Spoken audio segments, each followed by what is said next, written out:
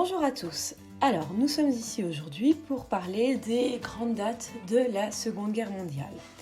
La Seconde Guerre mondiale, tout d'abord, il s'agit de comprendre qu'elle oppose deux alliances. D'un côté, ce qu'on appelle les forces de l'Axe, constituées du Reich allemand avec Hitler, de l'Italie avec Mussolini et du Japon avec l'empereur Hirohito.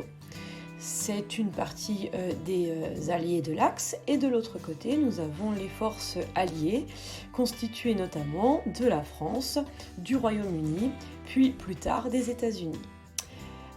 Cette Seconde Guerre mondiale, elle se déclenche véritablement à partir du 1er septembre 1939, lorsque Hitler décide d'envahir la Pologne.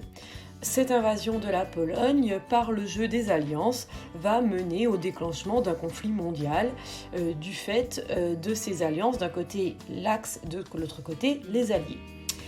La France va donc entrer en guerre et malheureusement pour les Français, très rapidement, on va connaître une défaite assez cinglante, à tel point que dès le 22 juin 1940, la France est obligée de signer un armistice et se retrouve occupée. L'Allemagne, de son côté, avait signé un traité de non-agression avec l'URSS qui permettait que l'URSS ne s'occupe pas des affaires de l'Allemagne et inversement. Toutefois, Hitler va totalement bafouer ce traité de non-agression et en juin 1941, il va envahir l'URSS. Cette invasion de l'URSS va donc amener l'URSS à rentrer en guerre du côté des Alliés, dont de la France, du Royaume-Uni, entre autres. Parallèlement, sur le front pacifique, Hirohito, l'empereur du Japon, lui aussi se lance dans une conquête des pays entourant le Japon, notamment de la Chine, et dans sa volonté expansionniste, les Japonais vont attaquer une base américaine dans le Pacifique, la base américaine de Pearl Harbor. Cette attaque de la base américaine de Pearl Harbor va fortement fâcher les Américains et va mener à l'entrée en guerre des États-Unis. Les États-Unis vont donc entrer en guerre du côté des Alliés, donc de la France, du Royaume-Uni et de l'URSS. Cette entrée en guerre des États-Unis marque un retournement. L'année du retournement est l'année 1942, puisque si jusqu'alors on avait surtout eu des victoires des forces de l'Axe, le Reich allemand, l'Italie, le Japon, à partir de cette date, il va y avoir de plus en plus de victoires des forces alliées. Ces forces alliées vont d'ailleurs, dès le 8 novembre 1942, parvenir à débarquer au Maroc et en Algérie, l'Algérie notamment qui est alors une colonie française, et donc se lancer dans une libération de ces territoires de la puissance italienne et de la puissance allemande.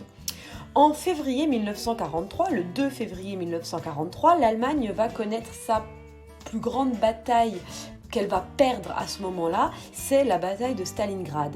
Stalingrad se situe en URSS, c'est une bataille longue, douloureuse pour les deux parties, tant les Russes que les Allemands, mais c'est les Russes qui vont finir par gagner. Et donc cette victoire est véritablement un gros coup dur à porter aux Allemands et à l'Allemagne nazie. Suite à cette victoire, vont s'enchaîner d'autres conquêtes, d'autres victoires des forces alliées, à tel point que le 6 juin 1944, les Alliés vont pouvoir débarquer en France, en Normandie, afin de libérer le territoire français. Il faudra tout de même plusieurs mois, ça va se tenir cette affaire jusqu'à décembre 1944, le temps de libérer toute la France, mais tout cela va tout de même mener, le 8 mai 1945, à ce que l'Allemagne signe un armistice, et c'est donc la fin de la guerre en Europe. Entre-temps, Hitler s'est suicidé, et donc l'Europe est libérée définitivement du joug des nazis.